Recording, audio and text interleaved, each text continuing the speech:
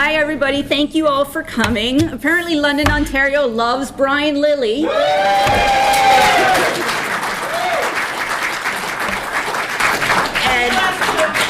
what's that? And US too. Yeah. And thank God for Sun News. I'm probably going to say that a few times just because.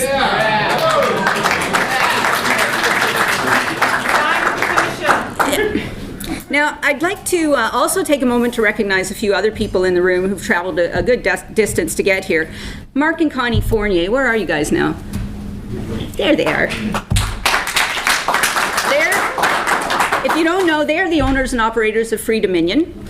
I have a real soft spot in my heart for them because usually I talk so much politics I get told to shut up a lot, and then I discovered Free Dominion. I can talk politics all I want and nobody tells me to shut up, so I love them dearly. They're many of you may know they've become a prime target for Richard Warman and all the other anti-free speechers. They've fought several legal battles. They're still involved in some. They need both moral support and financial support, so please say hi to them and help them out if you can. Because they really are fighting this battle for all of us. FD is a proxy for conservative thought in this country, and also, Mark Vandermaas. Where are you, Mark? He's a lot taller than me. You can see him from anywhere in the room. Hi, Tower. Mark actually did something amazing last year. He did something called Israel Truth Week, which is essentially an antidote to Israeli Apartheid Week. And he held his first series of events last year, and he's doing another series this year. So he's got information around the room in various places about the upcoming event, and I hope everybody will have a chance to check it out and support it, because it's a great thing. Do we have any Free Palestine posters or protesters in here? Because they seem to be everywhere. I thought for sure they'd come for Brian Lilley. No? Okay. Yeah, me too. Actually, they usually bring even more people to an event, so we like events getting shut down. So let's see. Then the rundown of the evening, basically, Bjorn Larsen, who's the president of IFPS Canada, is going to say a few words about a couple of things, including the attempt on Lars Hedegaard's life, just a minor issue. The president of the Danish Free Press Society and the International Free Press Society. And we've also got Joseph Ben-Ami here. He's going to take a moment and speak. He's the CEO and president of the Arthur Meighen Public Affairs Institute. So first we'll start with Bjorn Larsen, the president of IFPS Canada.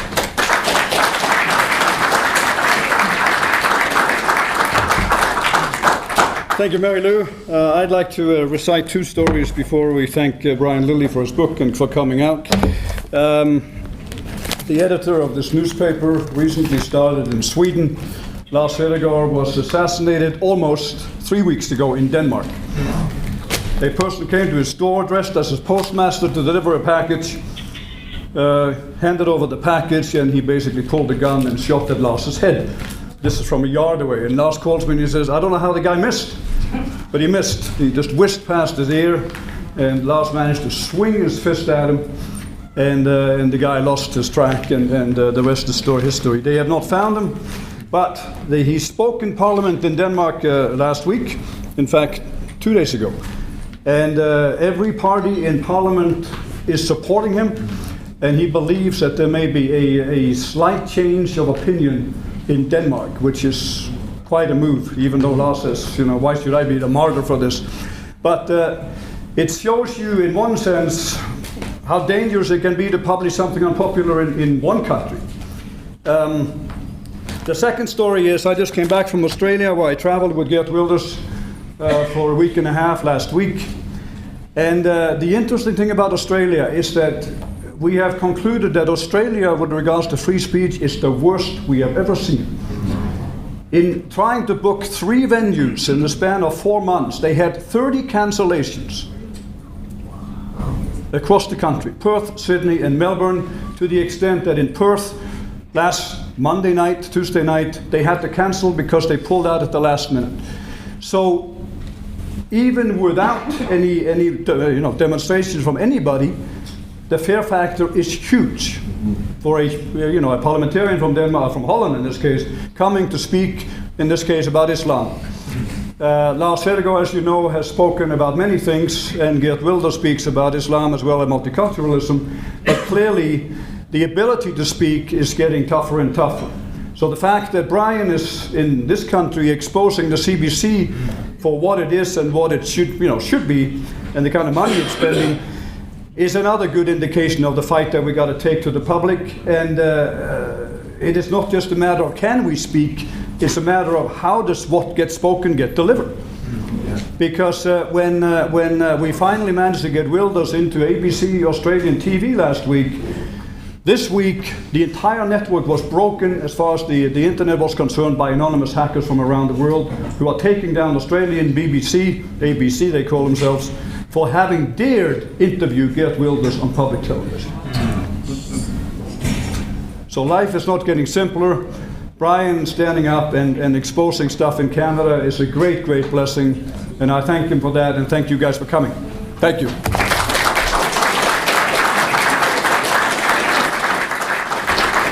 Thank you, Bjorn. And did I mention thank God for Sun TV? Did I say that yet? Hey, Sun TV. Okay, next we have Joseph Ben-Ami. He's going to talk to us a little bit about Brian's book and also about his think tank.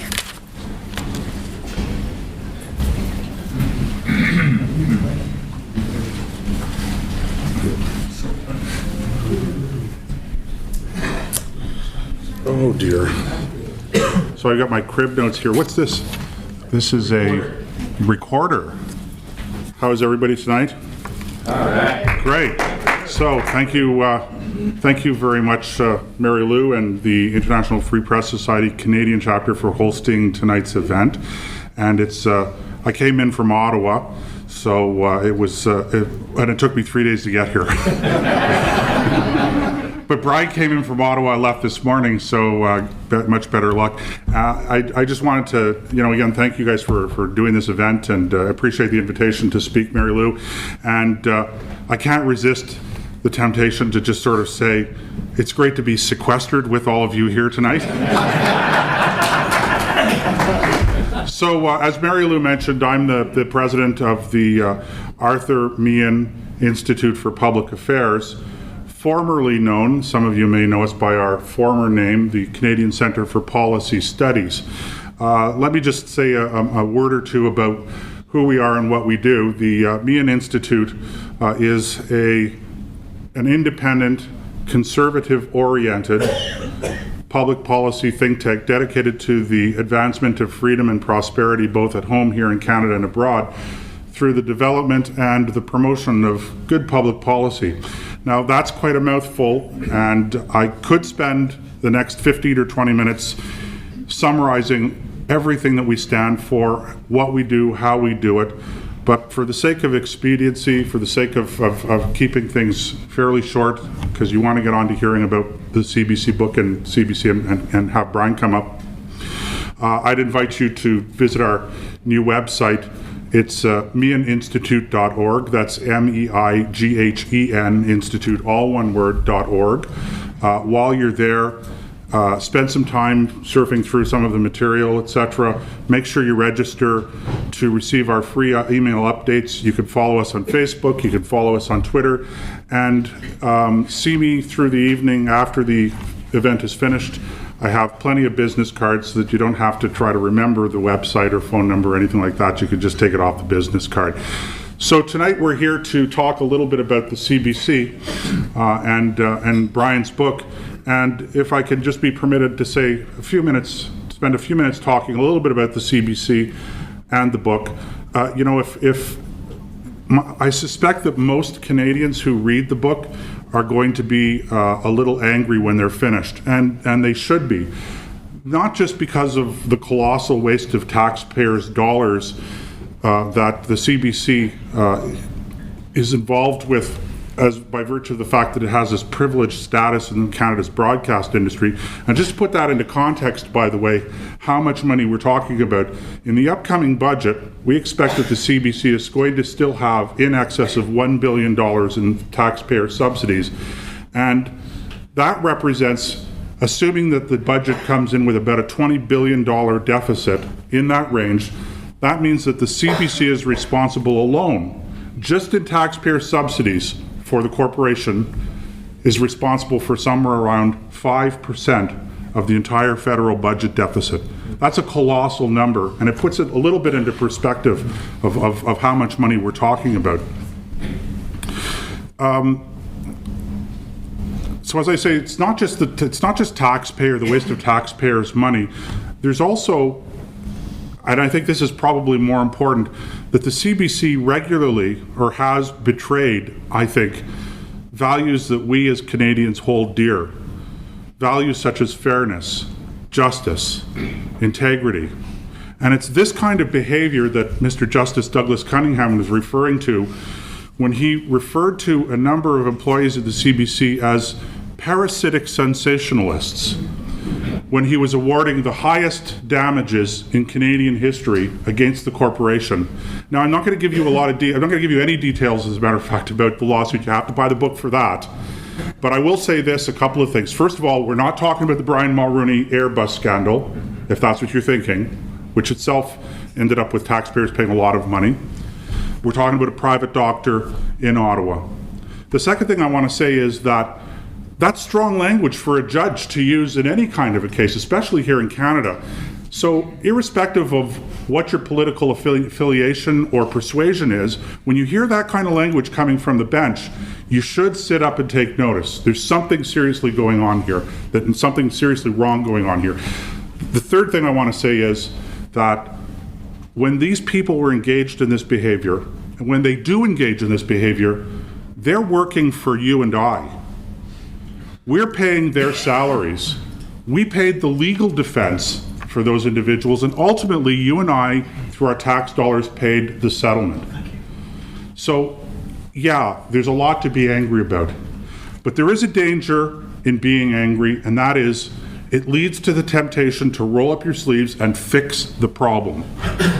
And I think that itself is dangerous. I don't think that we should be trying to fix the CBC. The question is not what do we do to fix the problem. The question is, should we own the CBC as taxpayers in the first place? And I submit to you the answer to that question is no, absolutely not. Now, I know what you're going to hear when you start talking this way. You're going to hear about Canadian content. Well, my TV, we live in the 1,000-channel universe, 999 channels. And that's just my TV here in Canada.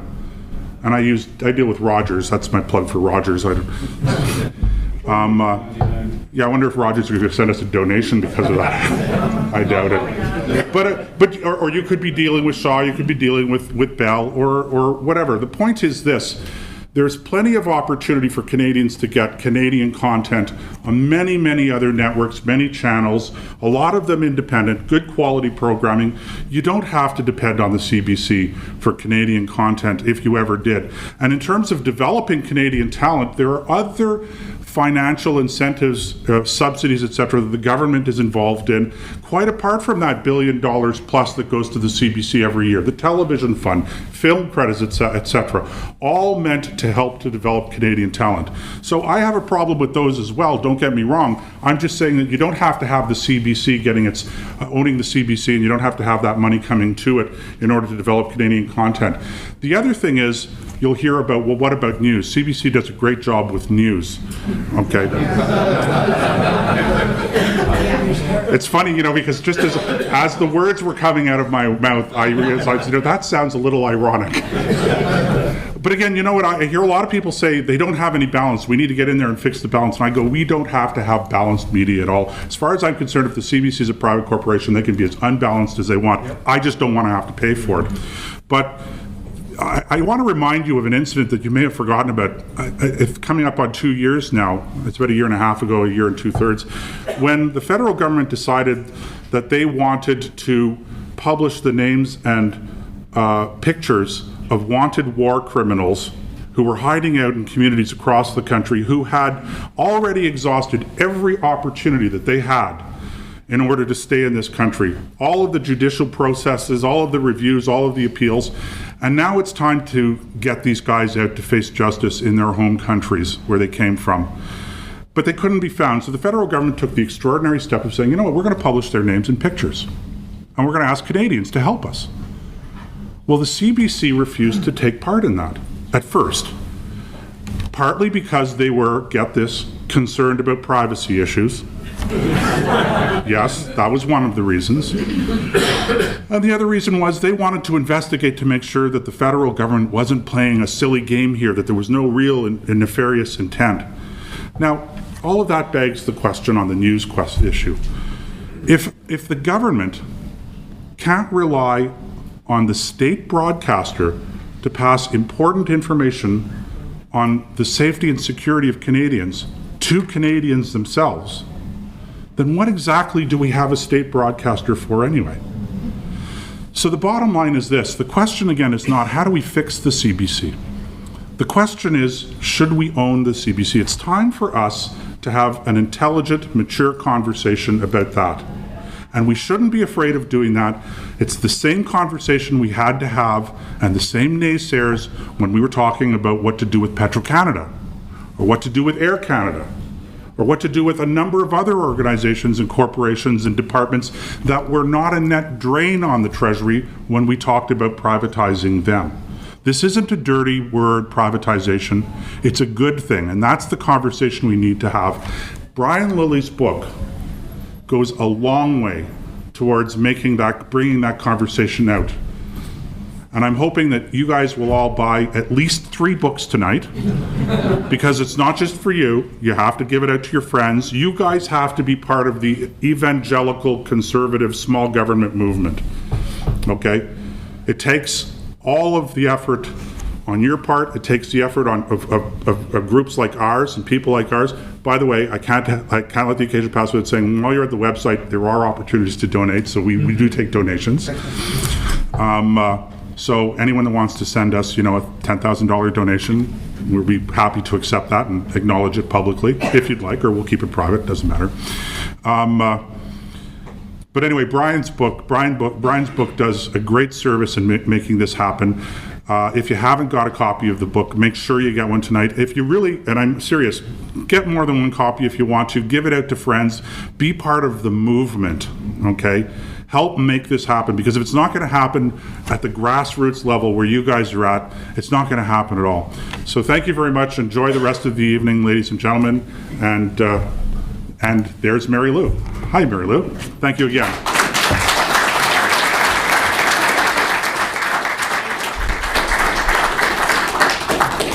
Thank you, Joseph.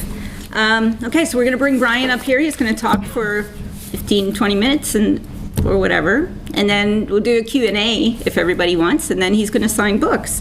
I just want to mention the first time I met Brian Lilley was at the Ann Coulter event. I heard the aborted one in Ottawa. I heard an interview he conducted with some of the protesters outside. Oh my God, so funny. He made them look like the fools that they were. It was wonderful. And now you're doing this at Sun. It's great. Did I mention thank God for Sun TV? Everybody welcome Brian.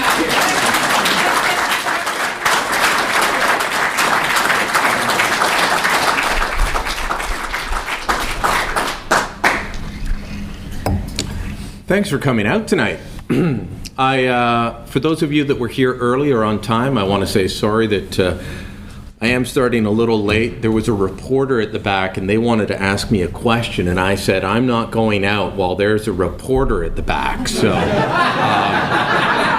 Mary Lou tried to throw her out, and Joseph gave her a hug, and oh wait, no, that's David Suzuki. If you haven't heard of that story yet, do check it out on Sun News. David Suzuki throwing my poor colleague Jessica Hume out of an event at a church in Ottawa on Tuesday night, I think. And you'll have to forgive me, I've been out all week, but Jessica Hume she's about this tall, and she's a waif. She's a wonderful girl. She's a very small, slight girl. Wonderful sense of humor, and Determination, let's put it that way. Determination as a reporter, and she showed up to ask David Suzuki a question, and as soon as he found out she was from Sun, he wouldn't come out until she was gone. I mean, what a threat. A woman this tall and about 95 pounds. Oh, poor David, absolutely. I want to start, I'll get to the book and CBC in a minute, but I want to start out, and it relates to the group that's hosting us here tonight, the International Free Press Society. As Canadians, we lost big time yesterday at the Supreme Court. The Supreme Court of Canada issued a decision in what most of the media call a hate speech case and what I call a free speech case. And the Supreme Court said that in matters that go before the human rights bodies in this country, truth cannot be a defense. So even if what you're saying is true, that's not a defense. If you intended no harm, if what you said was true and you meant no harm, that's not a defense. And you don't need to prove that any harm was done.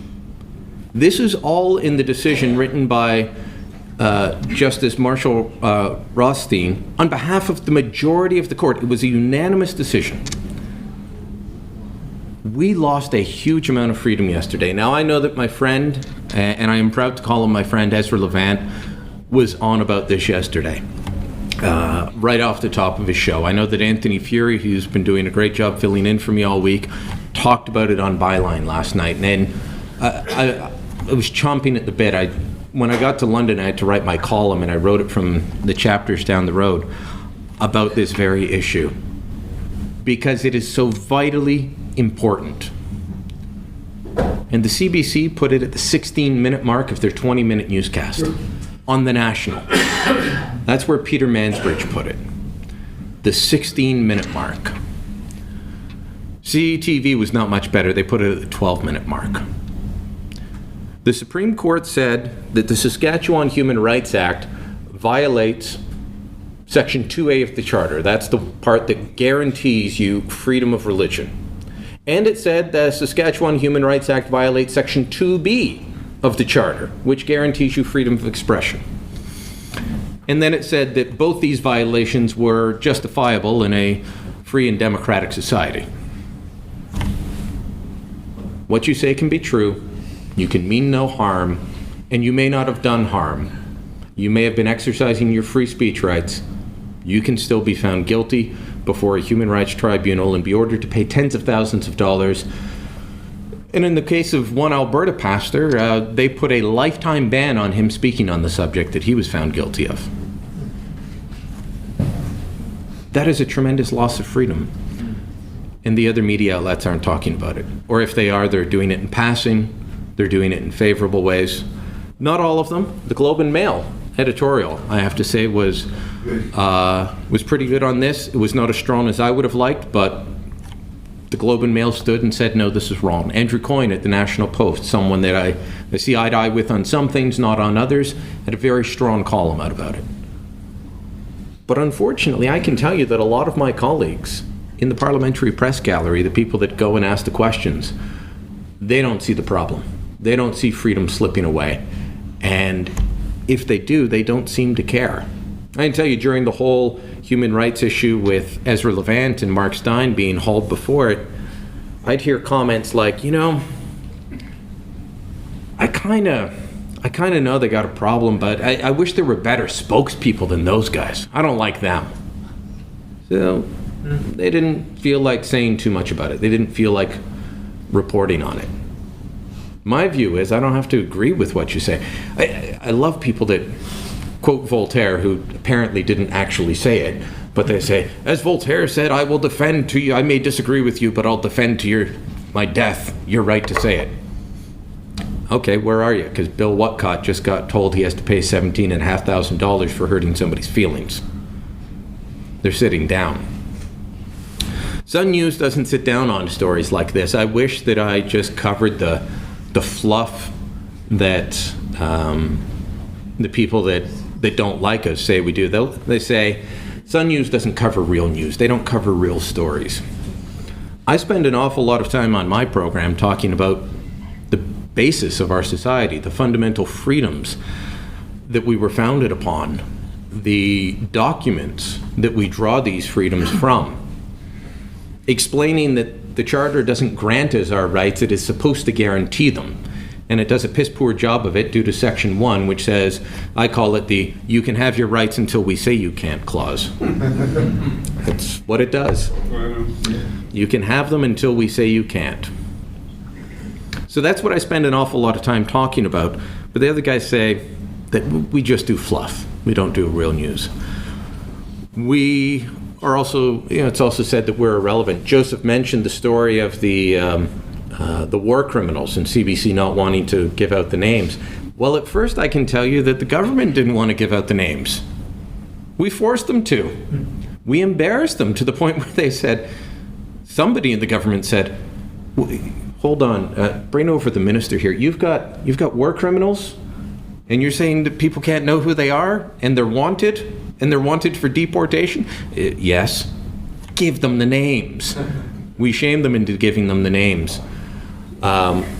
We have, for a network that doesn't matter, created an awful lot of trouble for the government, for the opposition. We've changed policy. How many of you are fans of the internet snooping bill that the Harper government was planning to bring in, the one that said they could check out where you were going and all of that? Any fans? No? No? We're the reason it was canceled. Not the NDP. The NDP was opposed to it, and kudos to them for it. But the NDP being opposed to something the Harper government's doing is music to their ears. They love it. They were shocked when we came out against it. One MP said to me, they said, Brian, this is going to make your head just swell, but I was at a meeting. It's a bunch of conservative thinkers in Calgary. And the topic of Bill C-30 came up, the internet snooping bill. And somebody said, did you hear Lilley's against that? If Lilley's against that, we must be way offside. Yeah, that makes the head swell a little bit.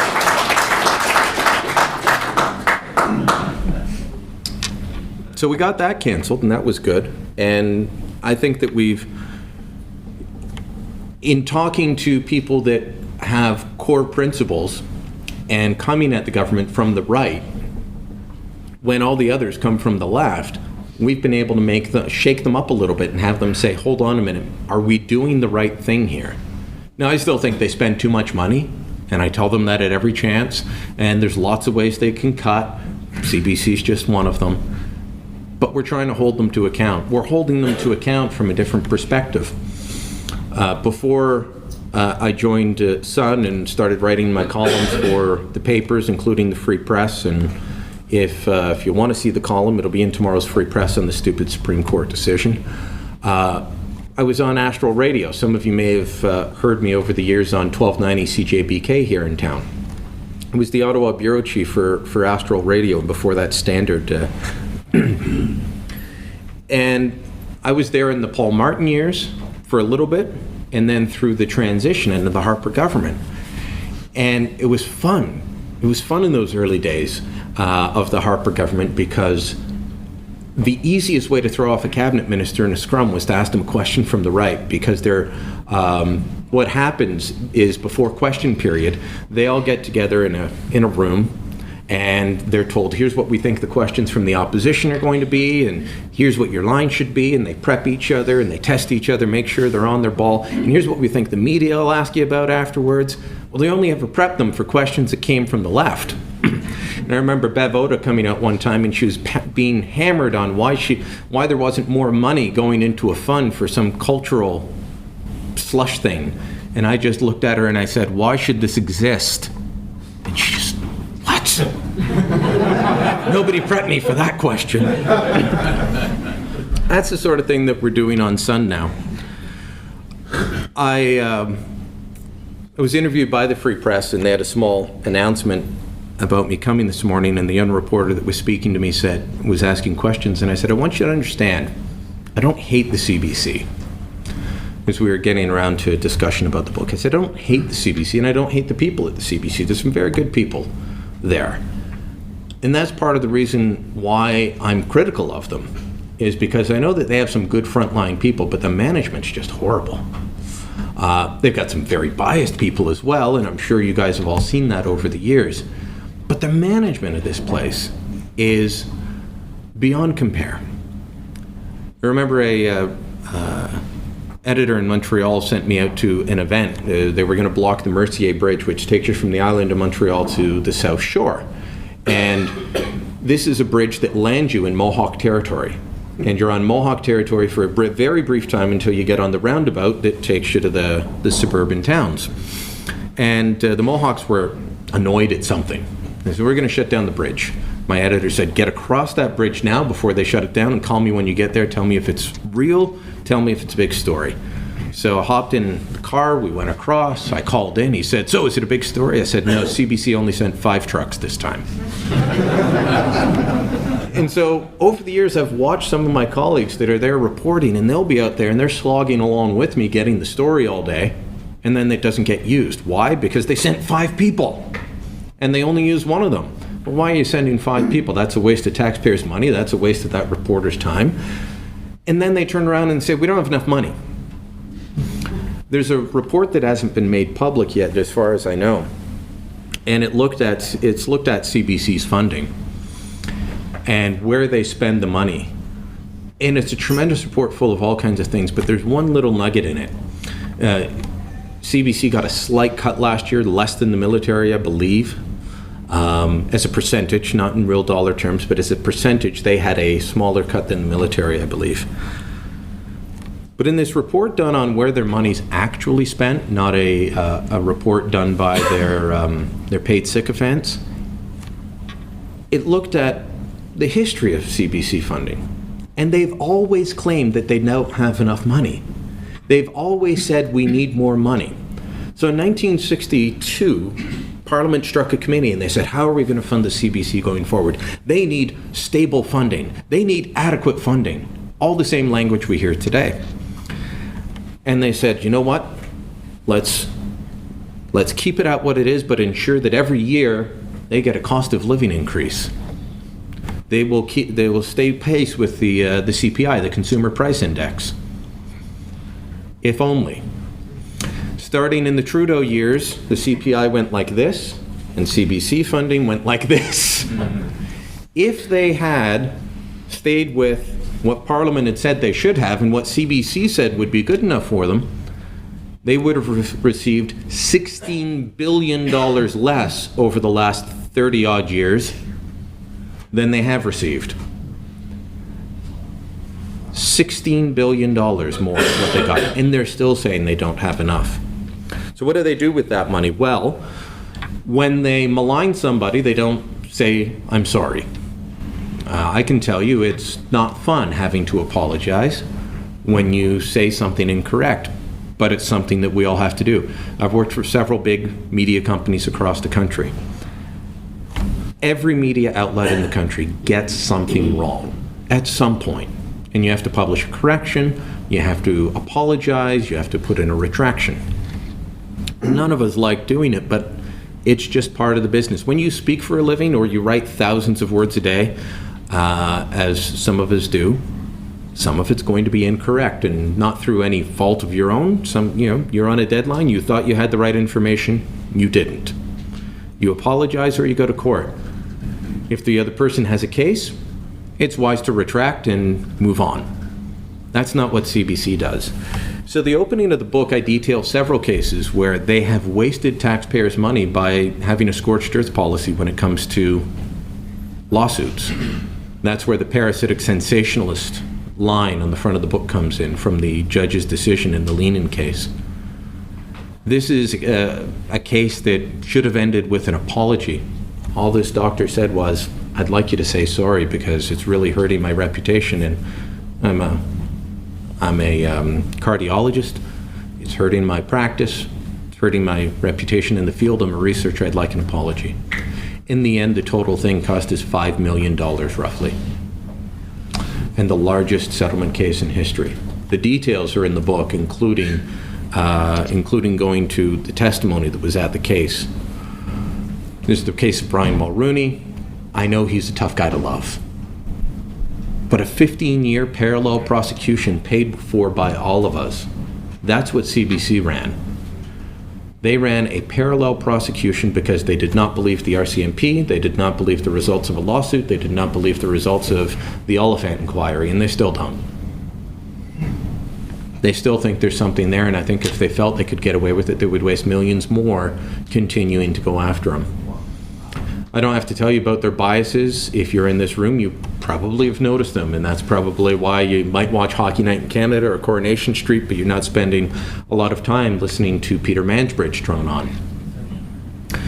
But they don't like conservatives. They don't understand conservatives. They don't like Christians. They don't like Israel. They don't like gun owners. Let's see, who else? Pro-lifers, that's right. The West, they don't like the West. So all of these biases come out.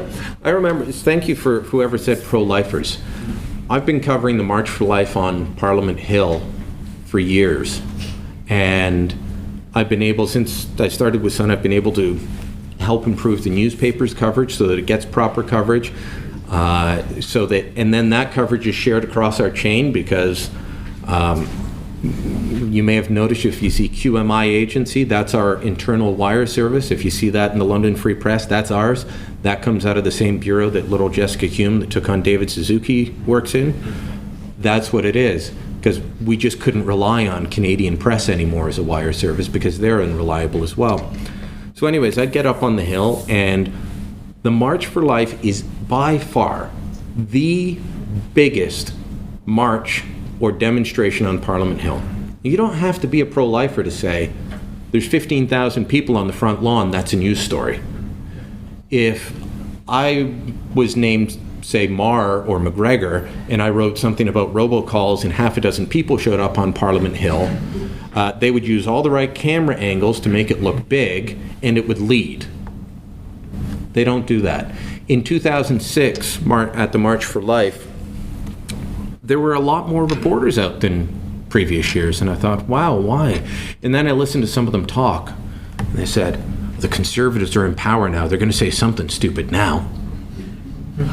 That's why you're out here? You're out here to catch Conservatives? Now at this point you have to realize there were still more Liberals in the Parliamentary Pro-Life Caucus than Conservatives. But they never cared about the pro-life Liberals, only the pro-life Conservatives. They wanted to get them. That's what they were there for. If CBC were privately owned, I wouldn't care what their biases were. The Globe and Mail is biased like this. The CTV, I mean, every organization has its own viewpoint. With newspapers, we accept this. Somehow, broadcasters are supposed to be above that. It's impossible. People and organizations have their own viewpoints. But CBC is one that we all pay for, so it should reflect all of us.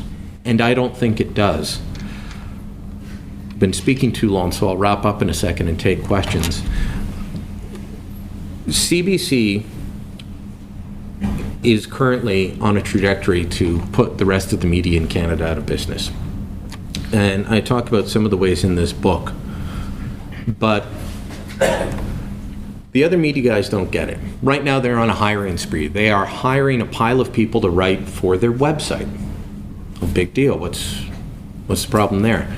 Well, see, the rest of us have to make money to stay in existence. So we have to sell ads, we have to sell subscriptions, we have to have a way to make money so that I can get paid and feed my family. I guess I'm not showing up to do this for free. I might do it on a blog or something for free, but then I'd have to find another job. But if you want people out there doing this all the time, you need to find a way to make money. CBC doesn't need to find a way to make money. They have a way to make money. You go to work, you pay your taxes, they get the money. That's how it works for them. So they're hiring all these people for their website, and then they're giving the news away for free. The rest of us are trying to find ways to work paywalls. All the newspaper groups are going to paywalls so that there's at least a small monthly fee, likely less than getting the newspaper delivered to your door, but we're going to have paywalls for our websites. Otherwise, we will not exist. It's that simple. But CBC doesn't have to worry about that, so they are investing huge sums of money to write news that you will get for free, which for you is great. For the Globe and Mail, it stinks, but the Globe and Mail hasn't figured that out yet. They support the CBC whole hog and won't write a bad word about them. The Toronto Star, it's going to stink for them. They're trying to do a paywall. Guess what? If you're getting the same news for free, you're not going to the Toronto Star website, and in 5 years, will there even be print editions? I highly doubt it. So all of this is going on, and the other media outlets don't realize it. They've launched a music service to give you free access to Rihanna and Elton John and the Rolling Stones and Aerosmith. These are some of the pop music channels you can get from their free music service, which is in direct competition with paid services that already exist, some of them focused on Canadian content. They're coming into London. They're going to be expanding into London. They've already expanded into Hamilton, where I'm originally from, where, like London, we had our own newspaper, we had our own TV station, we had our own radio stations with lots of competition. CBC said, yeah, we might be down the street in Toronto, but we need to be here too. And they're going to go in there and they're going to put them out of business. And the other guys don't realize it. And they're using your money to put private business out of business. It's part of the reason that it has to stop. I know that many of you have already bought the book. Like Joseph, I'd encourage you to buy 3. I would encourage you to check out Joseph's website as well. When people come together and rally around causes and around groups like the International Free Press Society, then governments notice, because they notice groups and they notice numbers. Unfortunately, they don't notice individuals. And as we've seen with the court, they don't recognize individual freedoms anymore. So you've got to link arms, you've got to stand together to be noticed. And I appreciate you coming out. I appreciate your support and your support for Sun News, and I'd be happy to take any questions.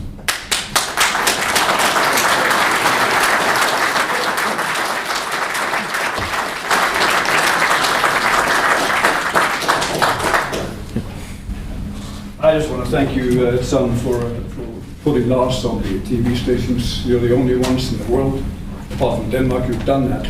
But I have a question. We have talked to Lars as to whether his assassination attempt could be a watershed in Denmark. Mm-hmm.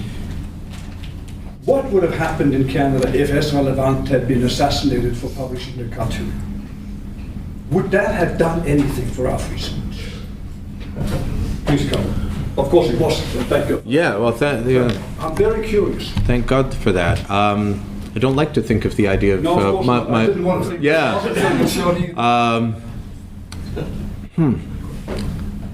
That is a fantastic question, and I don't know the answer. I'm not hopeful that it would have changed anything, because I look at the fact that what's happened in Caledonia. We've had an armed insurrection in Ontario for 6.5 years. Where's the media coverage? We talk about it now and again, but none of the politicians care. I was asked about this with Robert earlier today, and I just said, the politicians, and given the structure of it, people keep saying, why doesn't the Harper government do something? Well, they have no jurisdiction, so it has to be the province. And the McGuinty now Wynne governments, they're happy with the way things are. And the opposition parties have been negligent in bringing up the issue. Given that, I'm not sure if what you suggest with Ezra, if that would have changed anything. We had our free speech assassinated by the Supreme Court yesterday, and they didn't notice. So we'll go away with the whimper, is what you're suggesting. Yes, and unless Canadians stand, it'll continue that way. So we have to be willing to stand. Yes, sir. Not only in Canada, Brian, but also in the United States, you have CNN and MSNBC and all the national networks that are on the left, that are on the left. And you have to ask yourself, why is the media that way? Now, I have my own theory in life that it starts with education in kindergarten, that they're indoctrinated when they're so little by teachers. And they grow up and they grow up and they get into universities and they're indoctrinated by leftist professors. And then they go out in the workforce with all these ideas in their head because they haven't been confronted with truth and honesty, et cetera, et cetera. Like you said to Bev Oda, why did we have it? She had no answer to that. Because we're just constantly bombarded by these thoughts. And I believe our younger kids in kindergarten and in grade 1 are done the same with teachers when they start promoting things when they shouldn't. And we just stand by and do anything about it. And it's Wait. time that we do something, and I think it starts in the younger grades in education. That's why education is one of my main focuses on the program. If you watch regularly, you'll notice that last week we did a whole series of videos with Michael Zwagstra, who's Michael Zwagstra is a teacher in the system.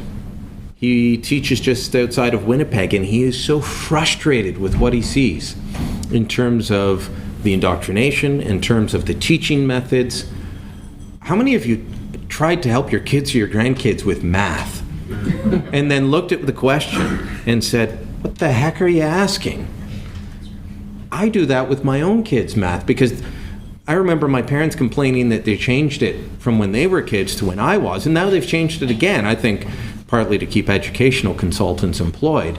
But, you know, they're teaching all this other stuff, but they're not teaching basics such as multiplication.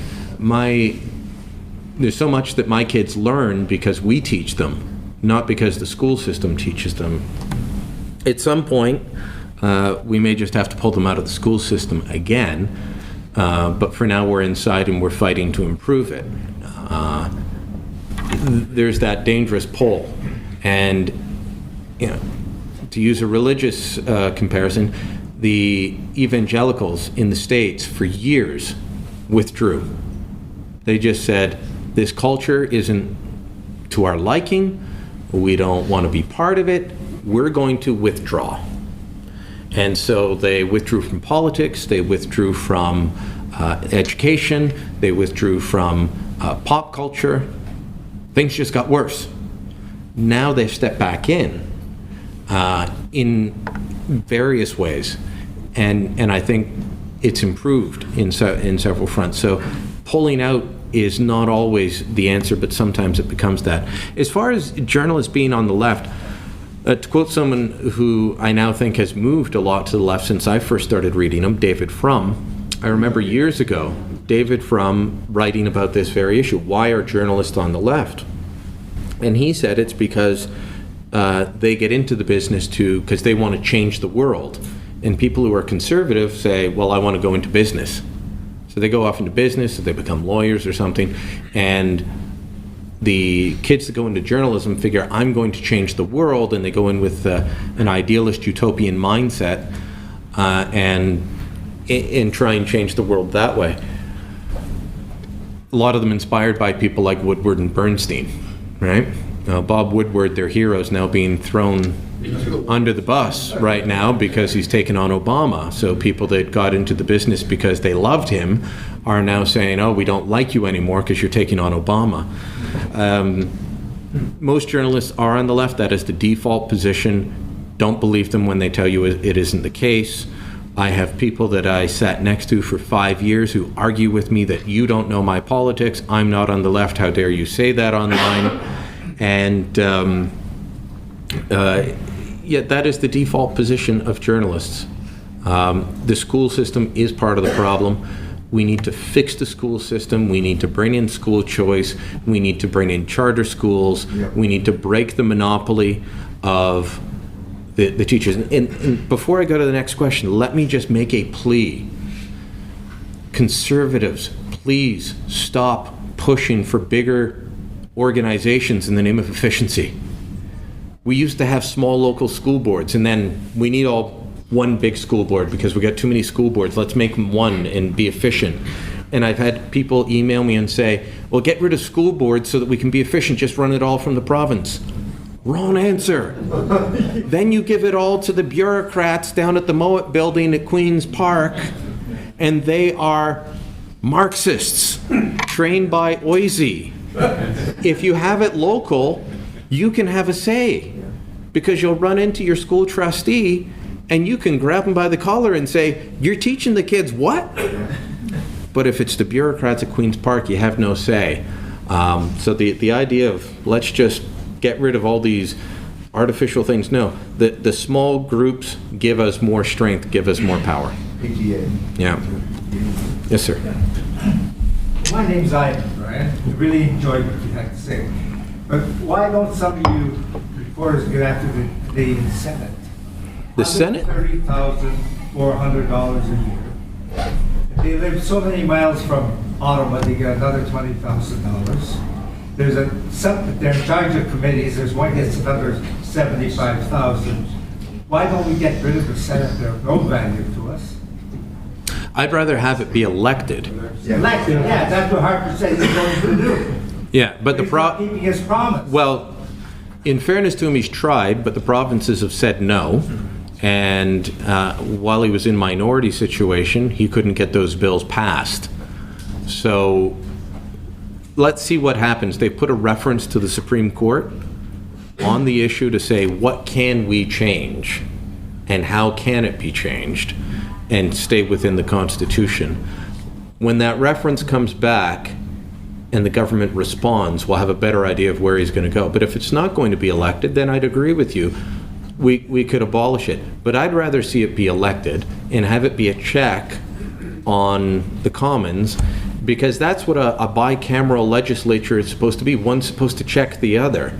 But we the people can't do the checking by not voting for certain people. Well, that's why I don't. That's why I don't want it to be appointed. That's why I want it to be elected. I'd rather have elected officials who are there to say, no, you're wrong. Go back and fix it. They could provide or play a vital role if they were elected. Right now, I'll say this. I know a bunch of senators now, and the crop that have come in over the last bunch of years are a lot better than the guys that used to sleep on their desks or collect their paycheck out of the mailbox in Mexico. You remember him? So there's some that take their job seriously, and kudos to them, but they don't have a lot of legitimacy. So I think the answer is elected, but give it a few months to see what the Supreme Court says and what the government's going to do before... I also purchased a book for my son. But did you know that Harper hired a lifeguard, and his son went in for a swim, started to drown, and lifeguard didn't jump in, Harper jumped in and saved him, and Harper said, why didn't you jump in to save my son? Well, I can't swim. How'd you get the job? I said, I'm bilingual.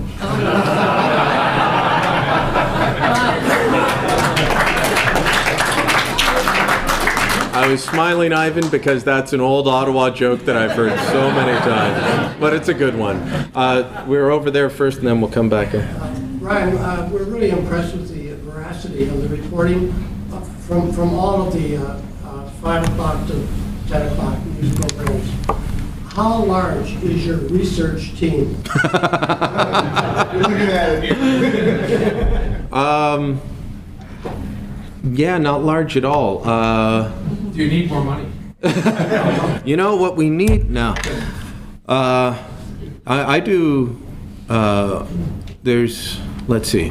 I've got 2 people that work on the technicals. One executive producer who is in charge of all the shows, works with all. He helps out with some research and story development. And then each show has its own producer that is the chief producer, mostly on the technical side. Then there's a chase producer. So I've got 1.5 people that help me with the research, and 1.5 because the one guy's split between technical and the other stuff. But most of the research is on my own. We also rely on our own newsroom, which provides a lot of information. But no, we don't. Evan Solomon, he has a 2-hour show. I have a 1-hour show. Evan has 14 producers.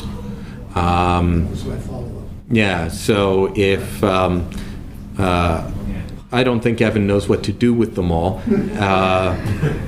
He could send some my way. He's a nice guy. If I asked him, he might. He's a nice guy who happens to work for CBC. We'll leave it at that.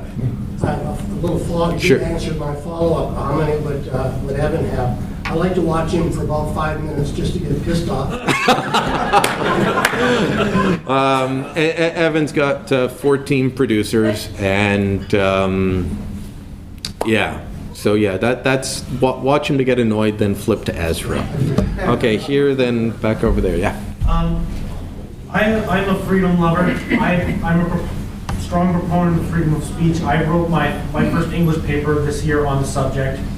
Because of multiculturalism, we've seen in Europe that there's been a diminishment of freedom of speech. GERB builders, for 3 years he was in trial for his film that he made on Islam. Yeah. We've seen the establishment of Sharia courts, ethnic enclaves in France, where if you go in there, you'll get beaten up. Many other things. Do you think that the problems that multiculturalism has caused in Europe, that you could get this bad here, given that we're a multicultural country too? Do you think it could get... The man that wrote the book on it actually is in the front row. Salim Mansour is the man to ask on that.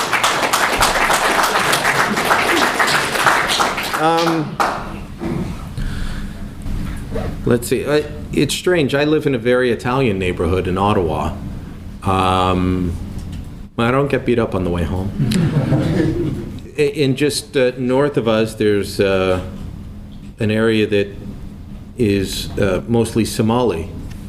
I don't get beat up there either. I haven't been in Toronto or Montreal lately to see how the enclaves are handling it. I do think that we do a better job than they do in Europe, but I do get worried. When my parents came to this country in '68, if they wanted the news from back home, as they called it, they'd have to wait a week. And so they'd get Saturday's paper on Friday night or Saturday, and they had to go to a specific store to get it. And you couldn't watch the TV news. You couldn't listen to the radio. Occasionally you could get BBC shortwave, and that would excite them. But you had to adapt more. And that's not happening now. And I think that that's a problem. Because when you come to Canada, you should be adapting. And I think that most of the people that come here want to, and then there are some that come here and get angry. And that's not new. I mean, I worked with a guy who was a janitor at a school, and I was on a summer job, and he'd been in the country 27 years. No, couldn't speak English. And he was supposed to be reading the WMIS labels, Workplace Hazardous Information Sheet, that tells you whether or not that you can use this material and on what. Because we're talking, the stuff that strips the wax off the floor in schools will eat through rubber boots. You go through a couple of pairs of rubber boots in the summer, stripping and re-waxing the floor. This guy couldn't speak or read English. He spoke Italian. He never had to learn, and he didn't want to learn. If we get too many people like that from any one culture, and you get them in one specific area, that becomes bad. There is an area near my house where all the houses have 2 satellites. One of them's for Bell, and one of them is for getting the satellites out of the Middle East. Every single house. If they're watching both, great. But if they're only watching what comes out of the Middle East, that's bad. And we need to have the integration. And now you can get news from back home right away. You don't have to do what my parents did and wait a week and go to the special store at the other end of town to get a newspaper that's a week old. You're getting it online, you're getting it through satellite, you're getting it through the internet. That can lead to problems. So I think that we have to make sure that we are pushing for integration. And when Jason Kenney says we're doing a lot better, continue to push him. Because while I think Jason Kenney's doing a great job, I think that he just needs to be pushed now and again. And if we do that, then we won't have those same problems. Thank you. I'm just very fearful for my culture. Thank you very much. I don't blame you. Sorry, here, Yes, there and then. the Supreme Court decision I want to talk about. Would this is sort of maybe too far out, but could you see them banning the Bible or the Quran? The Bible, for instance, which tells you the end of the world, if you're not a Christian, you go to hell.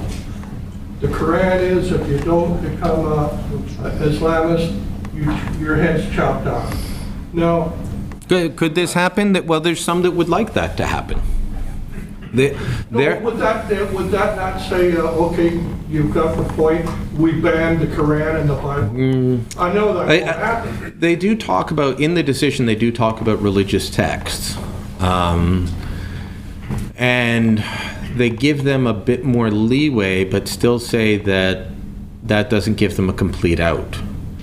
So right now, no. In a few years, there is a strong anti-religious sentiment that runs through Canadian culture, and it runs through left and right. I find it more active in the left, but it's not exclusive to the left. I get it from a lot of my audience who they're fine with a lot of the things I talk about, but the minute I talk about religion, they get angry at me. So there's probably, I would estimate, 15 to 20% of the Canadian population would be absolutely fine with that. And we should be worried about that. I have a question, more like an opinion question. Mm-hmm. And this applies to the United States as well. My wife's American. You get a group of people like here, conservatives. Mm-hmm. And the problem is, whether it's television or radio, talk radio, you're speaking to people who are like-minded.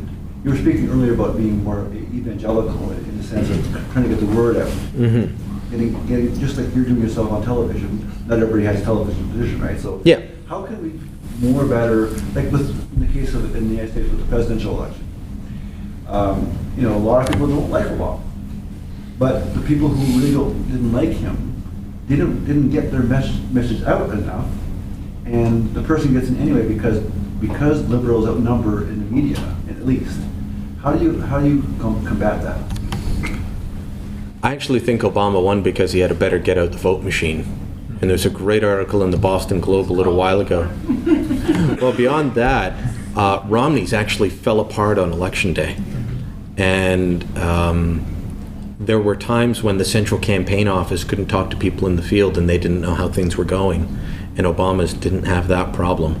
If they had a better get out the vote machine, that would have worked. So what do? I got an email from a gentleman the other day saying, I keep hearing you say culture trumps politics, but I disagree, and then went on with a lengthy email describing his views of Canadian culture, but he took Canadian culture to mean government-funded art and television and such. I mean all of it. So if you're running a blog and you're putting your opinions forward, you're trying to influence the culture. And the reason I say culture trumps politics is Canada's seen as a fairly progressive country, and most of our media is very progressive. And we even, unfortunately, still have a party in Ontario called the Progressive Conservative Party, which is a bit like having the Push Me, Pull Me Party or the Up and Down Party. They are opposites. They cannot, progressives and conservatives don't go together. Progressive is one ideology, conservative is another, and they're at odds. Yeah. But you do that to try to widen the tent, to bring more people to the tent, right? Yeah, but you can only be one or the other. You're either going to be progressive or you're going to be conservative. So you've got to be out there talking to people maybe about issues, not necessarily about elections and vote for this person, but about issues and convincing them, because if you go out and you elect a whole bunch of people that have conservative next to their name, but they're all just a bunch of progressives because that's the sea they swim in, that's the air they breathe, then it doesn't matter. You end up with the same policies. Who here actually thinks that had Tim Hudak won the last election, he would have done all that much different than Dalton McGuinty in Ontario? But he's got a C next to his name. He must be a conservative. No, because he's a party filled with progressives. Now, Tim got the message, and his policies are sounding a lot more conservative lately.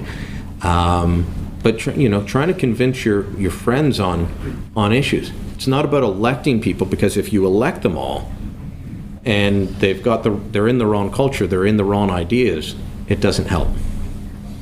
So, okay, and then there. Is there a plan by the Sun News Network to kind of promote conservative ideas in the sense that it is obvious that the majority of the people are not versed in conservative ideals.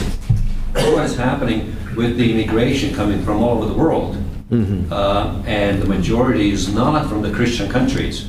They have completely different views on morality, on ethics, and all kinds of things. How do you hope to turn these people around and basically kind of enlighten them? You've been listening to CBC too much. And I say that. No, I only listen to Sun News. One of the top sources for immigration to Canada is still the Philippines, which is a predominantly Christian country.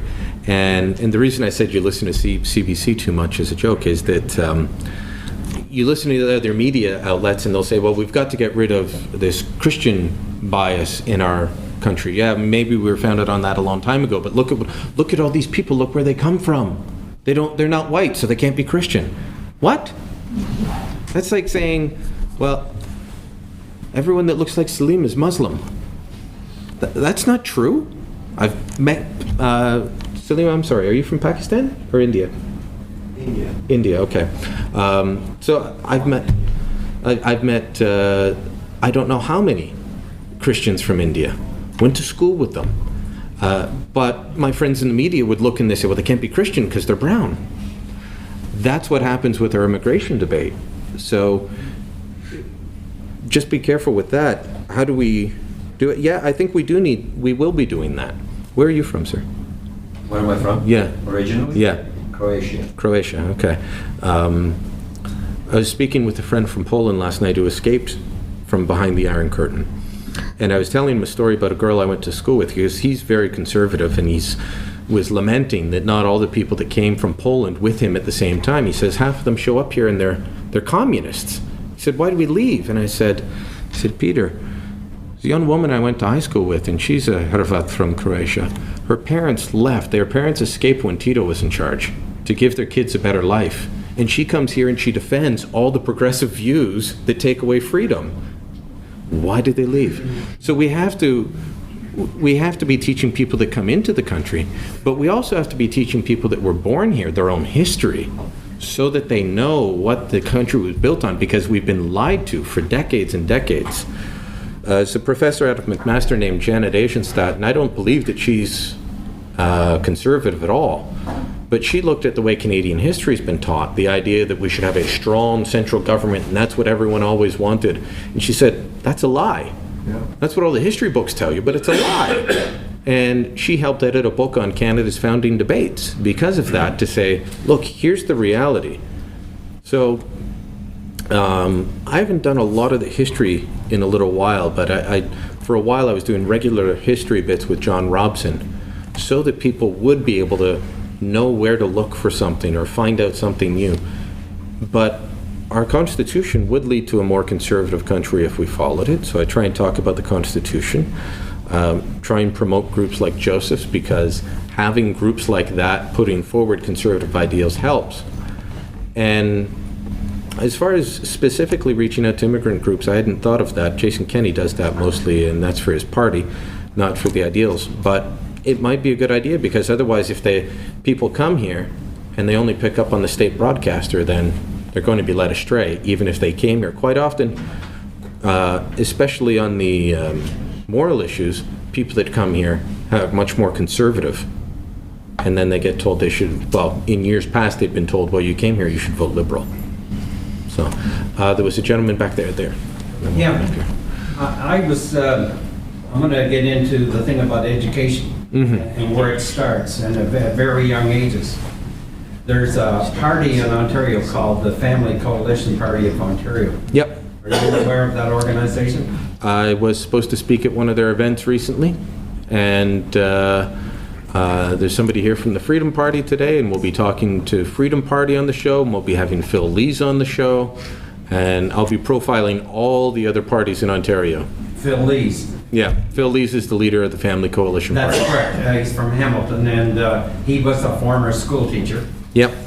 And I went to one of their meetings, and I really got an eye-opening about what's going on in the schools at very tender young ages. And it was just hard to believe the kinds of things that are dominating and what teachers are told and what they have to do, and they don't have a choice. I'll give you 2 quick examples that I got by email today. So there's a kid in Vancouver Island, the Victoria area, grade 8, came home with a very graphic booklet that he was given as a prize in a sex education workshop. He answered a question correctly, got the booklet. The booklet shows pictures of a woman putting a condom on a man. And then do you remember when you were a kid, you'd get the Daffy Duck books or something, and you'd flip the pages and it would be animated? Guess what? This is just like that. What are they doing in the pictures when you flip fast? Yes, that's what they're doing. Mother was horrified. Called the school. Oh, well, sorry, sometimes inappropriate material slips through. Got an email from a friend of mine who's off on mat leave right now, and she was having play date with another mother. Now their kids can't really play because they're both new mothers, so they're going out, they're new mothers going out for coffee to escape the house, something my wife used to do quite a bit when the kids were newborns. And she finds out that this woman who she's been talking to and running into is a public health nurse whose job it is to go into schools. And she said she specifically likes to make sure that she gives out unauthorized material when she goes to the Catholic schools, because she wants to make sure they know everything, because those Catholics are so ignorant about sex, which is, I guess, why they have a reputation for having more children or something. I only have 4, I can't speak to that. So she admitted that she was handing out inappropriate material and enjoys doing this to make sure that the kids know what they're talking about. You got to keep an eye on education. It is the most important part, because there's 2 things. There's things like that. There's teacher personal bias, like we had with the Obama trip to go down and campaign for him in Ottawa. And then there's the central bureaucracies, which are putting out communist tripe. What's your take on, on Toronto voting themselves as a sanctuary city? They need to stick to their own knitting, follow the Constitution, and realize that that is a federal jurisdiction. I did a monologue on that last week. We have the federal government running minor sports leagues in your neighborhood. I don't know if you know this, but jurisdictions are all mixed up. If we stick to the proper jurisdictions that each level of government is supposed to have, we'd be a lot better off. So Toronto has decided, well, we're going to set our own immigration policy. No, you're not. You have no jurisdiction to do that. I say that the Harper government should withhold any money that they pass on to the City of Toronto for anything until they stop this nonsense, but I'm not sure they'll do that. Secondly, so you've got that going on. Then at the other end, you've got the feds through Sport Canada trying to set rules to take competition out of minor league sports. Why is it the federal government's job to run my local kids' sports league? I mean, they're not actually running it, but they're setting the rules on what competition can be. We need to get back to the point where the city looks after the roads. I've driven in Toronto lately. They're not doing a good job of looking after their core services. You know, it's the same thing in Ottawa. We have a program where if you go on the website and fill things out, you'll get a free box of condoms mailed to you, because 15 to 19-year-olds aren't using condoms enough. Well, that's a great idea. Have them fill out their home address on a website and you'll mail it to them. What's the Billy, this box from the city came in for you. The kids aren't going to do that, but they're spending a ton of money on this. Meanwhile, the roads and all their core responsibilities are a mess. We need to get back to governments looking after their core responsibilities, sticking to their own areas of jurisdiction. And I'll say this, that's one thing that Quebec has right, is that they've actually read the Constitution and they know which areas are their responsibility and which areas are the feds. So when you hear about somebody getting angry about the Quebec government, pause for a moment and ask, is this their constitutional responsibility? Because half the time it is, and the rest of the provinces don't care though. They're just willing to take money from the feds to do whatever. Mary Lou's looking nervous. Do I have time for one more? Yeah, maybe time for 2 more questions, and then Okay. Yes, sir. I'm sure if Harper cut the support of CBC, he gets the support of most Canadians. So what do you think the difficulty in that? Why won't he cut CBC? Well, I don't think he should cut CBC. I think he should sell them. And then that would be a complete cut because we wouldn't be giving them the billion.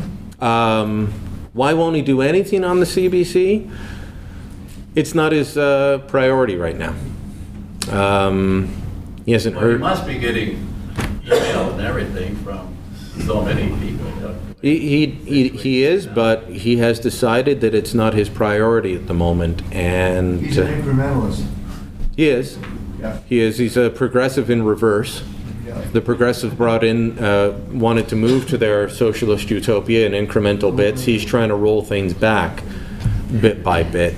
But so one, it's not a fight he wants to pick. Two, I've been told that the worry in his office is that too many of his MPs might balk. I'd use Ed Holder, but Ed Holder's not a good example because he's not, you guys don't have a local CBC station. But I'll pick on Jeff Watson, even though I doubt he would defend CBC for much of anything. But Jeff Watson down in Windsor. Windsor has a CBC station. So their worry is they cut CBC or they try and do something with it, and then the local MP comes running and saying, oh, well, I wanted you to cut them, but not mine. I mean, that's going to cost me votes. So you got to get a hold of your local MP and let them know as well, not just the PM, because they don't think there's on side. You wouldn't get a good answer from Ed anyway. I can't say much because I don't know the man. I think I met him once about 4 or 5 years ago. So, any more? Yeah, last one. How do we get more people asking questions from the right? Because I think when politicians or elected officials get used to answering questions from the right, they'll think about those policies a little more. Well, you're not going to get it from the media. Good luck on that. It's really not going to happen, except from Sun News, unfortunately. But you emailing your local MP and pushing them might get them. And if you have Irene Matheson as your MP, I'm sorry, it won't help in what you're trying to accomplish. So. You know it. So, but yeah, no, I think local citizens putting pressure on their MPs can do tremendous good. Okay, well, thank you, everybody, and I think Brian